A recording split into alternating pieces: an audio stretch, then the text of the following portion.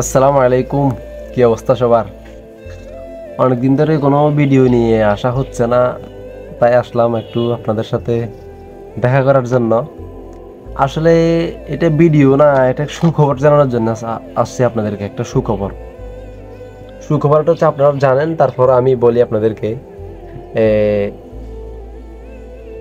বলার আমি আসলে বলতে পারি না, তাই বলার চেষ্টা করি একটু করে। আমাদের বাংলাদেশের কিছু হলুদ মিডিয়া আছে না, হলুদ মিডিয়া চিনেন তো? আলতু ফালতু সাংবাদিক কিছু কতগুলো আছে, কিছু হলুদ মিডিয়া আছে, কিছু ফালতু চ্যানেল আছে। তারা এখন কোথায়? তারা এখন কোথায়? কেন কোথায় বলতেছি আমি? এখন তারা সবাই ওই জায়গায় পড়ে আছে। নোংরা ক্রিকেট নিয়ে বাংলাদেশের যে নোংরা ক্রিকেট আছে ওখানে পড়ে আছে। আবার ওই যে রাসেল ভাইফার একটা সাপ ওখানে পড়ে আছে। রাসেল ভাইফার কি বাংলাদেশের নতুন নাকি? এটা আরো অনেক আগের সাপ। একটু নাম চেঞ্জ করে হলুদ মিডিয়া আপডেট করছে। এটা এখন রাসেল ভাইপার হয়ে গেছে, এখন এটা বাংলাদেশের নতুন সাপ হয়ে গেছে। এটা মানুষকে কামড় দিলে সাথে সাথে মারা যাবে। এই সাপটা কখনো কেউ আগে দেখে নাই। এটাই। আর বাংলাদেশের ক্রিকেট, নোংরা ক্রিকেট, এটা কি আজকে হারে নাকি? আর কোনোদিন হারে নাই। বাংলাদেশ তো আমি জন্মের পর থেকে বাংলাদেশকে হারতে দেখছি। বাংলাদেশকে আমি জন্মের পর থেকে হারতে হারতে দেখছি, জিততে কখনো দেখি নাই আমি। বাংলাদেশ জিতবে কখন? এটা নিয়ে এত বাড়াবাড়ি করা তো দরকার নাই। মূল কথা হচ্ছে ওখানে আমাদের বুকের উপর দিয়ে যে ভারতের ট্রেন যাইতেছে, আপনাদের কি সেই চিন্তা ধারণা আছে? আমি হলুদ মিডিয়ার কথা বলতেছি, আপনারা যে এই বিষয় নিয়ে কোনো কিছু কিছু করলেন না। আর আমাদের বাংলাদেশ তো কই? আজকে শুনতেছেন ভারতের ট্রেন চলতেছে বাংলাদেশের, মানে ট্রেন যাওয়ার জন্য রাস্তা করে দিছে, আজকে এটা শুনছেন। কয়েকদিন পরে শুনবেন যে কি অর্ধেক ইন্ডিয়ার হয়ে গেছে, বাংলাদেশের সীমানা অর্ধেক ইন্ডিয়ার হয়ে গেছে। আর কদিন পরে শুনবেন যে কি পুরো বাংলাদেশটা ইন্ডিয়ার হয়ে গেছে। সেন্ট মার্টিন যে দ্বীপটা আছে ওটা তো যা যা অবস্থা এখন বাংলাদেশের।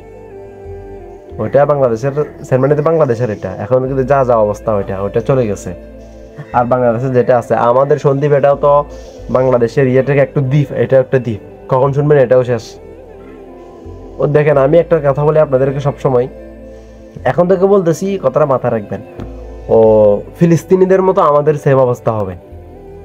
ফিলিস্তিনিদের মতো আমাদের সেম অবস্থা হবে। ফিলিস্তিনের অবস্থা কেমন হয়েছে সেটা তো আমি আপনাদেরকে ব্যাখ্যা করা বলা লাগবে না, অবশ্যই আপনারা জানেন সেটা।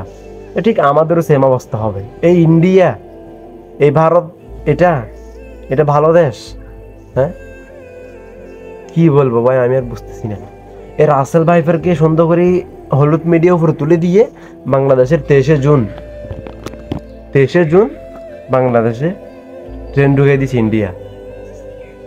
23শে জুন ওই হয় রাসেল ভাইফার সাপ নিয়ে পুরো বাংলাদেশ তলচার হয়ে গেছে, পুরো বাংলাদেশ কথা হয়ে গেছে।